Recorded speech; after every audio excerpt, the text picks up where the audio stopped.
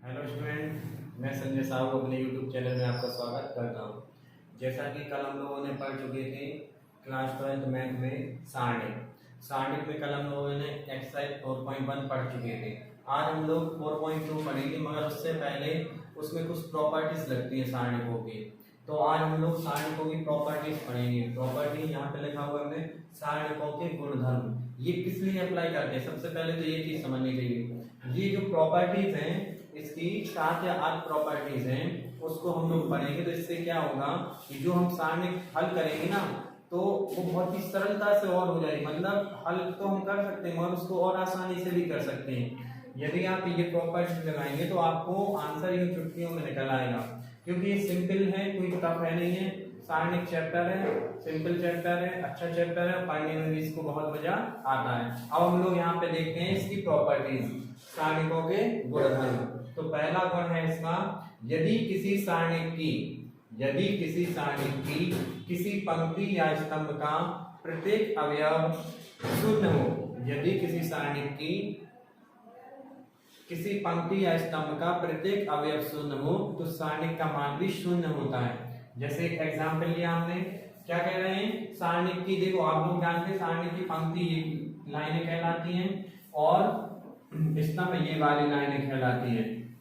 तो ये दिया हुआ है, यदि किसी सारणी की पंक्ति में शून्य अवयव हो या फिर उसके स्तंभ में शून्य अवयव हो तो सारणी का मान 0 होता है। जैसे कि यदि आप इसको सॉल्व करोगे, कल हमने आप लोगों को सॉल्व करना बताया था, तो जब उससे हमने इसका उत्तर 0 निकाल देंगे उससे इसका, मगर अब आपको क्या करना है, यहाँ पे प्रॉपर्टीज लगा देनी है। हमें पता है कि यदि पंक्ति में 0 0 है तो उसका सारणी का मान 0 हो जाएगा, स्तंभ में 0 0 अवयव है तो सारणिक का मान 0 हो जाएगा।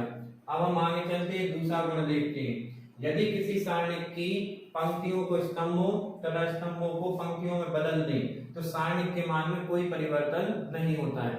यदि किसी सारणिक की पंक्तियों को स्तंभ में या फिर स्तंभ को पंक्तियों में बदल दें, जैसे हमने एक एग्जाम्पल लिया यहाँ पे ABC PQR XYZ, ये इसकी पंक्ति है, हमने इसको स्तंभों में बदल दिया। देखो ABC PQR पंक्ति में थे, अब इसको स्तंभ में, XYZ पंक्ति में थे, इसको स्तंभ।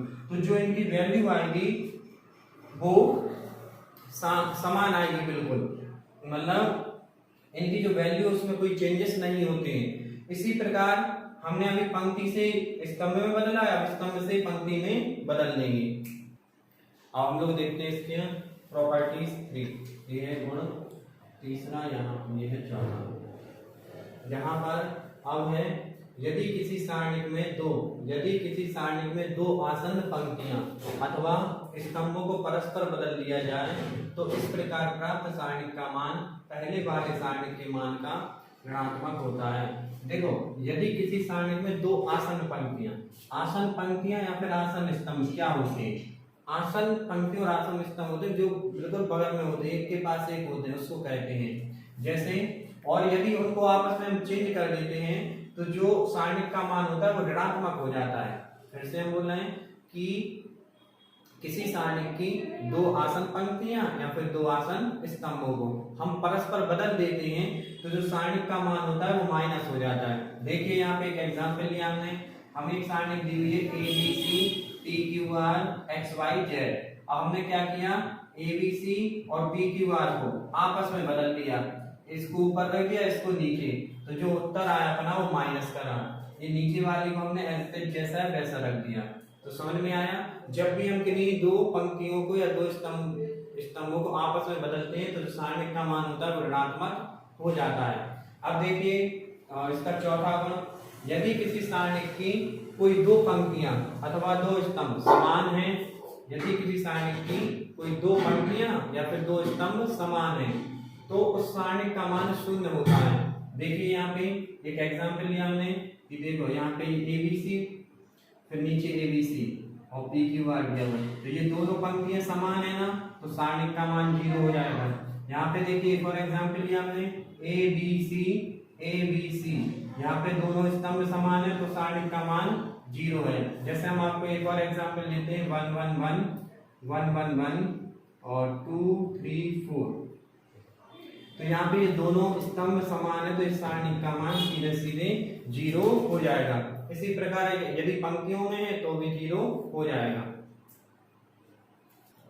अब देखते हैं यहाँ पे हम गुण नंबर 5। यहाँ पे है यदि किसी सारणी की किसी पंक्ति अथवा स्तंभ के प्रत्येक अवयव को किसी समान राशि से गुणा कर दिया जाए, मतलब किसी सारणी के किसी पंक्ति में या फिर किसी कॉलम में हम किसी राशि से गुणा करते हैं तो सारणिक में उस संख्या m से गुणा हो जाता है। m मतलब कि किसी भी राशि से हमने गुणा किया m है, मतलब समान राशि m से गुणा करते हैं, ठीक है। तो अर्थात नए सारणिक का मान पहले सारणिक के मान का m गुना हो जाएगा। जैसे आप देखिए यहाँ पे कि हमने इस पंक्ति में m का गुणा किया हुआ है, m का गुणा m a m b m c, ये हमारी सारणी दी हुई है। तो इसमें से क्या करेंगे, जो m है वो m कॉमन आ जाएगा, बचेगा क्या a b c। इसी प्रकार अभी हमने पंक्ति में किया, यदि हम यहाँ पे मान लेते कि हमने इसमें किया हुआ है स्तंभ में तो भी m कॉमन आ जाता। अब जैसे हम आपको यहाँ पे और करके बताएं, जैसे हमने लिया यहाँ पे n का गुणा है, इसमें हमने l का गुणा कर दिया तो इसमें से m कॉमन आ जाएगा। यहाँ पे देखो पहले m था तो m कॉमन आ गया, अब हमने क्या किया इसमें से n कॉमन ले लिया दूसरी पंक्ति में तो n का गुणा हो जाएगा, फिर तीसरी पंक्ति में से हमने l कॉमन ले लिया तो l आ जाएगा। अब ये क्या हो गया हमारा m n l। तो इस प्रकार से गुणा होता है। यदि किसी सारणी की किसी पंक्ति में या स्तंभ में प्रत्येक अवयव को किसी समान राशि से गुणा किया जाता है तो सारणी में उस संख्या m से गुणा हो जाता है, अर्थात नए सारणी का मान पहले सारणी के मान का m गुना हो जाता है। तो m का गुणा किया तो m हो गया, n का किया तो फिर n गुना हो गया, n का किया तो n गुना। तो जब तीन राशि को गुना किया तो उस प्रकार से m n n से गुणा हो गया। अब देखते हैं हम यहाँ पे प्रॉपर्टी 6। यदि किसी सारणी में किसी पंक्ति या स्तंभ का प्रत्येक अवयव दो पदों का योगफल हो, मतलब देखो किसी सारणी की प्रत्येक पंक्ति या फिर स्तंभ में जो उसका प्रत्येक अवयव यदि वो दो पदों का योगफल, इसमें देखो दो पदों का योगफल दिया हुआ है, तो उस सारणी को उसी क्रम के दो सारणिकों के योगफल के रूप में व्यक्त कर देते हैं। यदि मान लो हमारे ये स्तंभ में ये a1 plus x, a2 plus y, a3 plus z, b1 b2 b3 c1 c2 c3, तो ये दोनों यदि जुड़े हुए हैं तो हम इसको अलग अलग कर सकते हैं, a1 a2 a3, b1 b2 b3 c1 c2 c3 अलग ले सकते हैं। और प्लस क्या कर रहे हैं हम इसमें x y z, तो x y z को हमने अलग तोड़ दिया, मतलब इससे अलग बना लिए और प्लस लगा के इससे एक अलग बना ली सारणी। इस प्रकार ये भी इंपॉर्टेंट है, इसको अपन ज्यादा यूज करते हैं। हम देखते हैं यहाँ पे गुण 7 इसके प्रॉपर्टी 7, ये इसकी लास्ट प्रॉपर्टी है। यदि सारणी की किसी पंक्ति अथवा स्तंभ के सभी अवयवों को किसी निश्चित राशि से गुणा करके, क्या कहा, यदि सारणी की किसी पंक्ति में या फिर किसी स्तंभ में सभी अवयवों को किसी निश्चित राशि से गुणा करके किसी अन्य पंक्ति अथवा स्तंभ के संगत अवयवों में जोड़ अथवा घटा दिया जाए तो सारणी का मान अपरिवर्तित रहता है। अभी आपको हमारी इस भाषा से लगता होगा कि समझ में नहीं आया होगा, मगर सबसे सरल प्रॉपर्टीज है और सबसे इंपॉर्टेंट भी है। अब हम आपको बताते हैं कैसे। जैसे मान लिया हमें एक सारणी दी हुई है ये, तो ये कह रहे हैं कि हम क्या करते हैं, किसी भी चाहे आप पंक्ति ले लीजिए या फिर स्तंभ ले लीजिए, उसके संगत अवयवों में किसी राशि से गुणा करके उसी की संगत स्तंभ में हम जोड़ देंगे या घटा देंगे। इस प्रकार से जैसे हमने लिया a1 a2 a3, इसको हमने जैसा है वैसा रखा, और हम क्या कर रहे हैं b1 b2 b3 में m का गुणा कर देंगे और पहले वाले में जोड़ देंगे m b1 m b2 m c m b3। इसी प्रकार इसमें हमने m का गुणा करके जोड़ दिया, इसमें हम n का गुणा करके जोड़ घटा दे रहे हैं, जोड़ नहीं रहे घटा रहे हैं, क्योंकि हम जोड़ भी सकते हैं अथवा घटा भी सकते हैं। तो n का गुणा करेंगे इस वाली कॉलम में, तो nc1 nc2 nc3। अब ये हमारा क्या किया हमने कि पहले कॉलम में क्या किया हमने कि m का गुणा किया दूसरे कॉलम में और जोड़ दिया, फिर तीसरे कॉलम में n का गुणा करके घटा दिया, हमने ये वाली प्रॉपर्टी लगाई। ठीक है, तो यहाँ पे और बाकी का जैसा है वैसा लिख दिया, b1 b2 b3 c1 c2 c3। तो इसका जो मान होगा वो वही रहेगा जो पहली वाली सारणी थी, मतलब a1 a2 a3 b1 b2 b3 c1 c2 c3 यही रहेगा। इसको हम आगे चल के सॉल्व करके भी आपको बता देंगे। ठीक है बच्चों, अब आप सभी लोग इन सारी प्रॉपर्टीज को एक बार अच्छे से समझ लें वीडियो में और फिर सारी प्रॉपर्टीज को एक कॉपी पे नोट करें, फिर इसके बाद हम आपको एक्सरसाइज करवाते हैं। ठीक है बच्चों, एक्सरसाइज 4.2 प्रूफ दैट, सिद्ध करना हमें ये सारणी दी हुई है बराबर 0 सिद्ध करना है। तो इसके लिए हम लिखेंगे सॉल्व, और इसमें हमें क्या करना है, सारणी के गुणधर्म का प्रयोग करना है, मतलब जो प्रॉपर्टीज अपन लोगों ने पढ़ चुकी हैं उसका हम यहाँ पे प्रयोग करेंगे। तो सबसे पहले हम लिखेंगे LHS x y z a b c a plus x b plus y c plus z equal to 0। अब हम क्या करेंगे, इसमें गुणधर्म में उपयोग करेंगे। तो हम देखो ये अपना कॉलम है C1, ये कॉलम है C2 और ये वाला कॉलम है C3। तो हम क्या करेंगे, C3 में से C1 माइनस कर देंगे। यदि हम इसमें से x माइनस कर दें, इसमें से y, इसमें से z, तो केवल ABC बचेगा। और ABC और मतलब कॉलम 3 और कॉलम 2 बराबर है तो ये 0 हो जाएगा। तो हम क्या कर रहे हैं, C3 माइनस C1, तो हो जाएगा x y z a b c। C1 C2 में हमने कुछ नहीं किया, हमने C3 में से C1 माइनस किया, तो x इसमें से माइनस हो जाएगा, y इसमें से और z इसमें से, तो बचेगा a b c। अब यहाँ पे देखो कॉलम दूसरा और कॉलम तीसरा दोनों बराबर हैं, तो ये हो जाएगा 0 और यहाँ ब्रैकेट में लिख देंगे चूंकि स्तंभ C2 तथा C3 समान है, इसलिए सारणी का मान 0 हो जाएगा। ये हमें प्रूफ करना था, ये आ गया हमारा RHS प्रूफ, ये प्रूफ करना था। अब देखते हैं क्वेश्चन नंबर 2, प्रूफ दैट, सिद्ध करना है इसके बराबर 0। तो हम LHS लेंगे।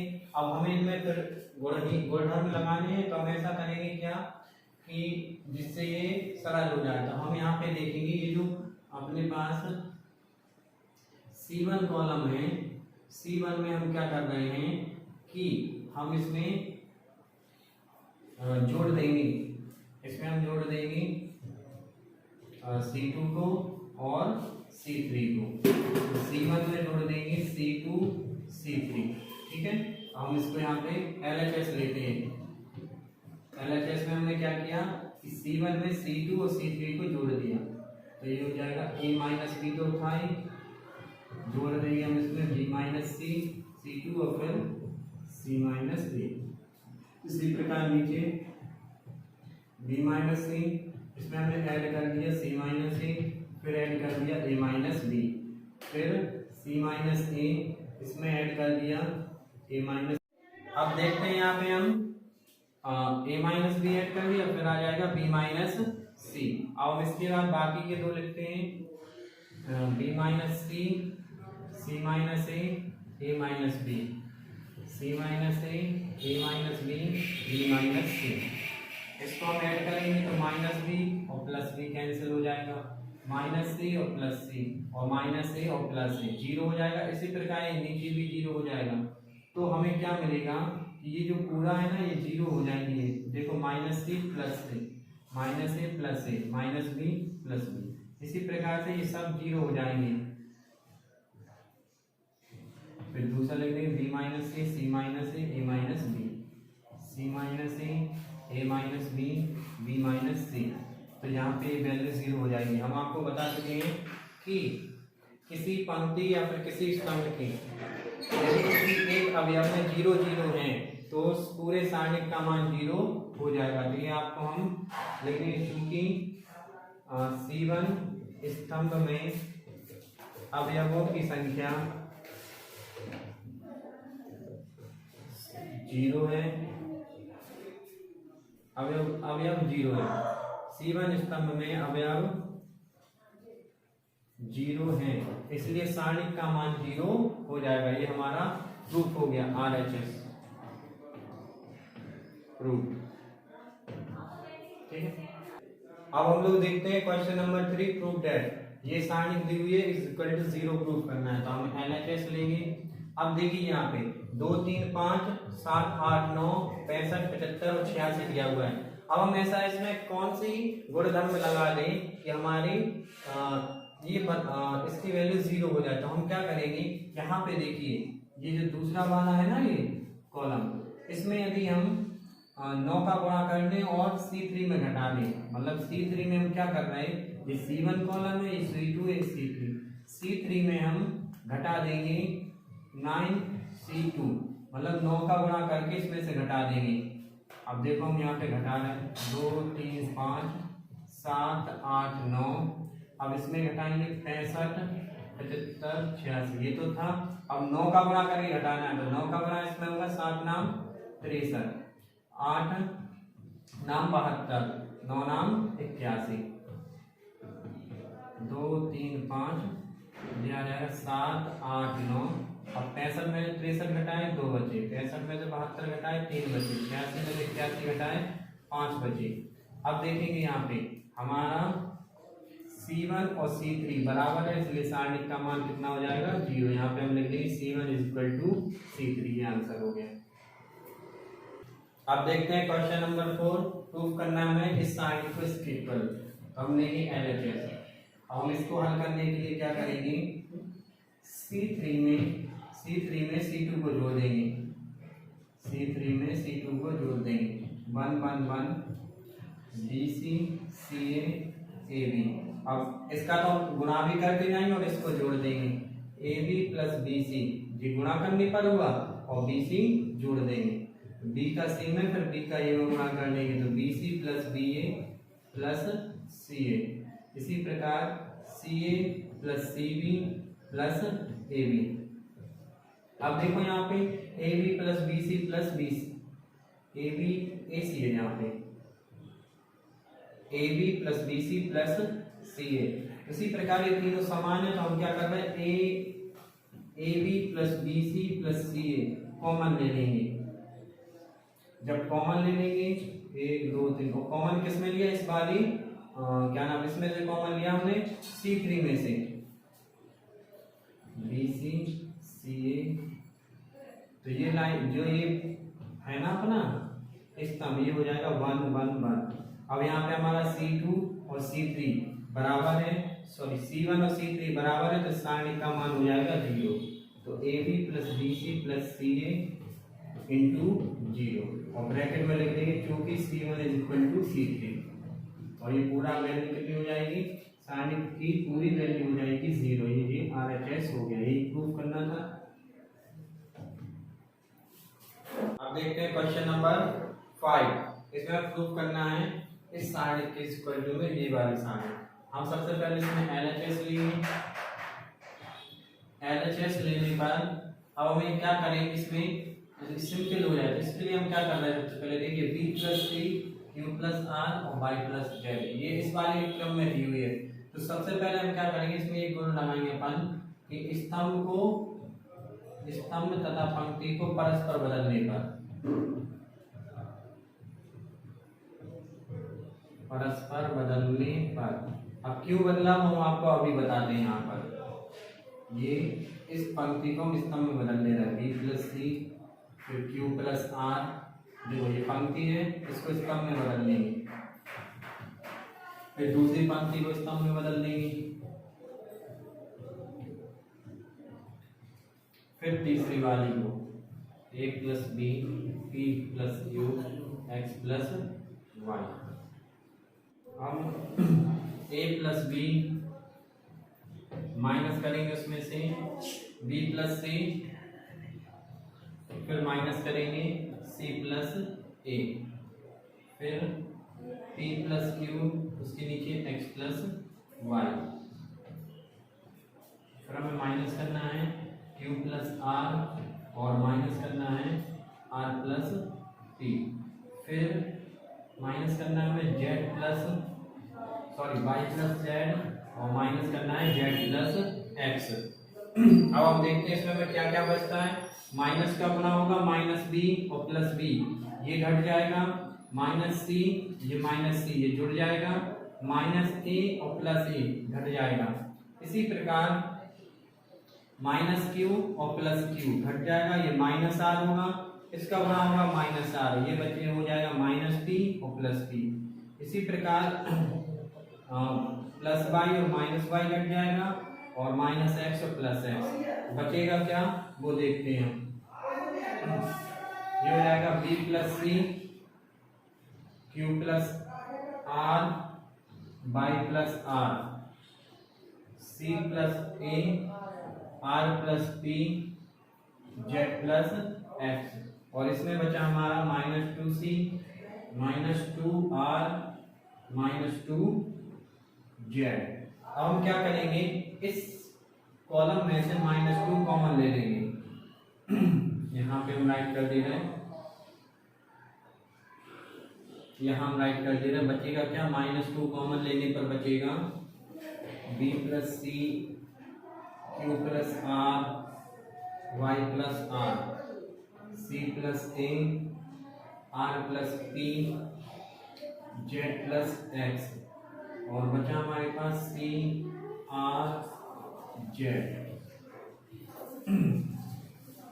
अब हम क्या करेंगे, C1 में से C3 और C2 में से C3 माइनस कर दें, C1 में C3 तथा C2 में C3 माइनस करने पर -2। अब जब C माइनस हो जाएगा बचेगा B, R माइनस हो जाएगा Q, Z माइनस हो जाएगा, यहाँ पे Y प्लस Z है और Z माइनस हो जाएगा तो बचेगा, यहाँ पे भी Z है, यहाँ पे Z माइनस हो जाएगा बचेगा Y। इसी तरह से C माइनस हो जाएगा तो A, R माइनस हो जाएगा P, Z माइनस हो जाएगा X, यहाँ पे बचा C R Z।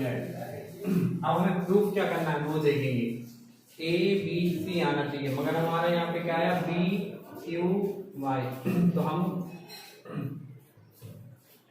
सबसे पहले इनको चेंज कर दे रहे हैं, कॉलम को चेंज कर दे रहे हैं, C2 को C1 में चेंज कर दे रहे हैं हम, ठीक है।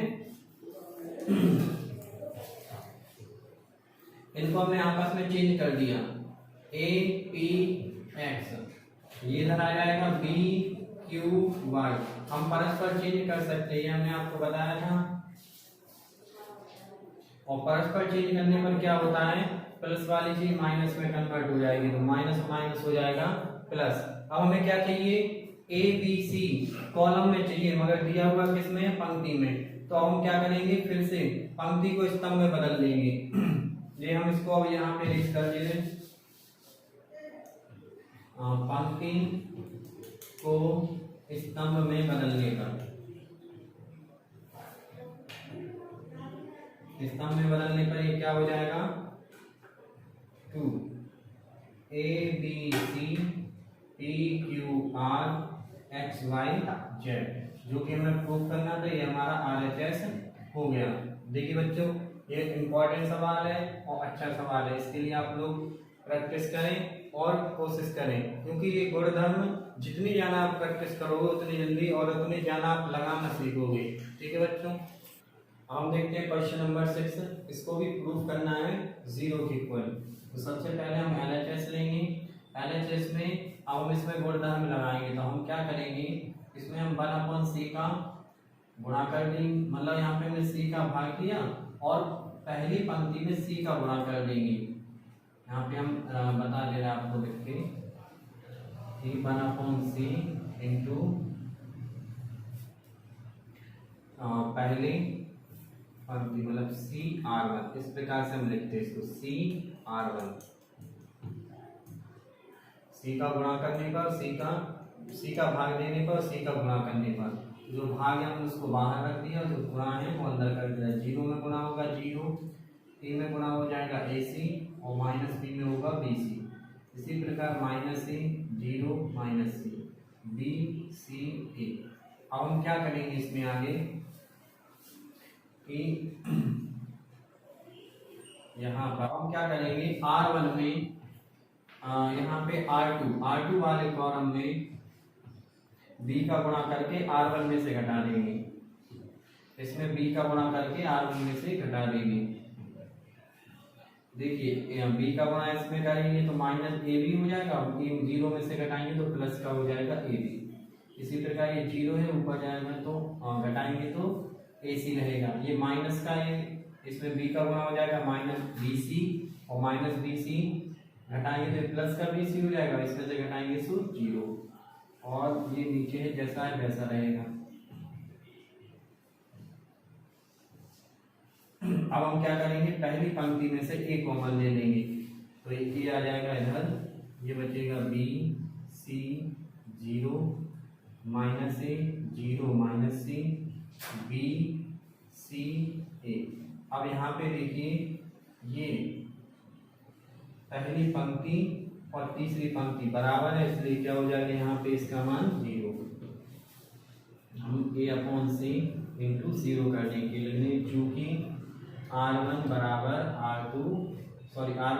R3 है, इसलिए टोटल मान हो जाएगा 0। ये हमारा RHS हो जाएगा, यही प्रूव करना था।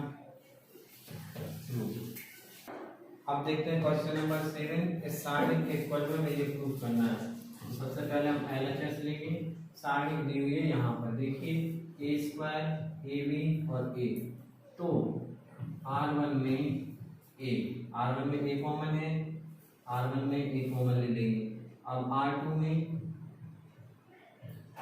में देखिए b स्क्वायर और b, तो b कॉमन आ जाएगा, तथा R3 में c, इसमें देखिए c का गुणा है सब में, तो c कॉमन है। R3 में c उभयनिष्ठ लेने पर, उभयनिष्ठ या कॉमन लेने पर,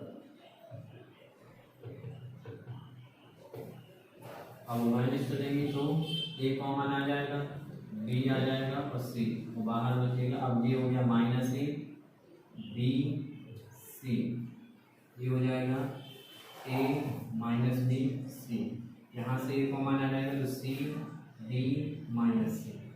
ठीक है, अब देखिए अब ये हमने पंक्ति में से लिया, अब हम लेंगे कॉलम में से। ठीक है, तो यहाँ पे जब हम कॉलम में से लेंगे, ए बी सी तो हमें पहले दिया हुआ था, अब हम इस कॉलम में से ए कॉमन लेंगे, फिर इस कॉलम में से बी कॉमन लेंगे और इसमें से सी। तो अब हमारे पास क्या बचेगा, इसमें से ए, यहाँ पे बेटा ए है, ठीक है, ए कॉमन आ जाएगा तो बचेगा 1, ऊपर -1 1 1, इसमें 1 -1 1, यहाँ पे 1 1 -1, ये बचा। अब हम क्या करेंगे, इसको और सिंपल करने के लिए हम एक 0 बनाने की कोशिश करेंगे। तो हम R1 में R2 जोड़ देंगे, ABC और ABC का गुणा, तो a square b square c square हो गया। अब हम क्या करेंगे, R1 में R2 जोड़ेंगे तो ऊपर ये R1 में R2 जोड़ेंगे तो 0, -1 और +1 0, 1 और 1 2, फिर ये हो जाएगा 1 -1 1 1 1 -1। ठीक है, अब हम R1 के अनुसार इसका प्रसार करेंगे, तो a square b square c square, इसका जब प्रसार करेंगे R1 के अनुसार, तो ये देखो पहला 0 है, 0 इंटू ये, इसको पहली पंक्ति और पहली स्तंभ को छोड़ के ये हो जाएगा, तो -1 का -1 में गुणा हो जाएगा तो +1 बन जाएगा, और 1 का 1 में गुणा हो जाएगा तो -1, माइनस कर दिए ना, फिर 0 का होगा, माइनस लगा देंगे 0, देखो प्लस माइनस प्लस, अब -0, अब पहली पंक्ति और दूसरा स्तंभ छोड़ने पर 1 का -1 में गुणा हो जाएगा -1, और 1 का +1 में होगा तो +1 और माइनस कर देंगे, और फिर तीसरा है +2 है ना। अब पहली पंक्ति और तीसरा स्तंभ छोड़ देंगे तो बचेगा हमारे पास, ये बचा हुआ है 1 और 1 1, और -1 हो जाएगा, माइनस करेंगे तो प्लस का 1 बन जाएगा। अब देखिए ये 0 हो जाएगा, ये 0 हो जाएगा, a square b square c square, और ये हो जाएगा 1 और 1 2 2 2 जा 4 4 आ जाएगा आगे। ये RHS यही प्रूफ करना था हमें।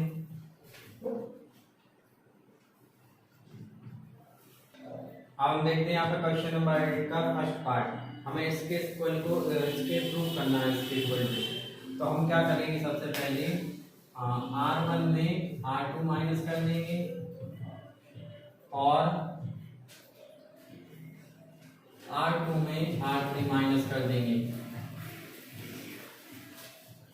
1, अब देखो 1, अब यहाँ पे R1 में से R2 माइनस करेंगे तो 1 minus 1 0, a minus b, a square minus b square. यहाँ पे इसको माइनस कर देंगे 0, b minus c, b square minus c square, फिर 1c c स्क्वायर। अब हम देखेंगे कि यहाँ से हमें अभी हम इसके क्या है फैक्टर कर लेंगे, इसको हम फैक्टर में बदल लेंगे। 0 0 1, a minus b, b minus c, फिर c। अब a square minus b square, तो a minus b, a plus b, b square minus c हो जाएगा b minus c, b plus c, और c स्क्वायर को c ही right कर रहने देंगे। अब हम क्या करेंगे, इस पंक्ति में से और इस पंक्ति में से, इसमें से a माइनस b कॉमन ले लेंगे, a माइनस b कॉमन लेंगे R1 में से, और b माइनस c कॉमन लेंगे R2 में से। तो ये हो जाएगा 0, यहाँ से ये कॉमन आएगा 1, यहाँ से कॉमन आएगा तो प्लस का बचेगा a plus b, same 0 1 b plus c, फिर बचेगा 1c c स्क्वायर। अब हम क्या करेंगे, इसको C1 के अनुसार इसका हम प्रसार कर देंगे। C1 के संगत प्रसार करने पर, जब हम C1 के संगत प्रसार करेंगे तो देखो पहला एलिमेंट लिख देंगे a minus b, b minus c। पहला एलिमेंट 0 है, जो भी अवयव आएगा वो 0 हो जाएगा,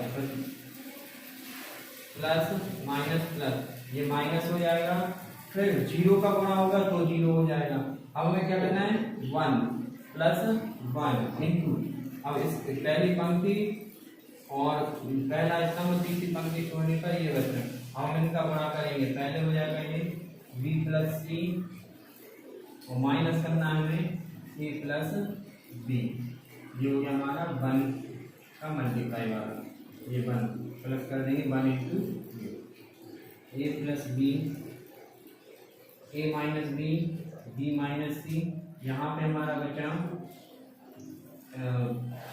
b plus c minus a plus b है, यहाँ पे तो माइनस b और प्लस b घट जाएगा, बचेगा क्या हमारा c माइनस a। यही हमें प्रूफ करना था RHS। ओके, आज हम लोग इस पार्ट 1 में यहाँ तक 8 क्वेश्चन तक पढ़ेंगे, और इसके बाद हम पार्ट 2 में बाकी के क्वेश्चन आप लोगों को करवाएंगे। ओके।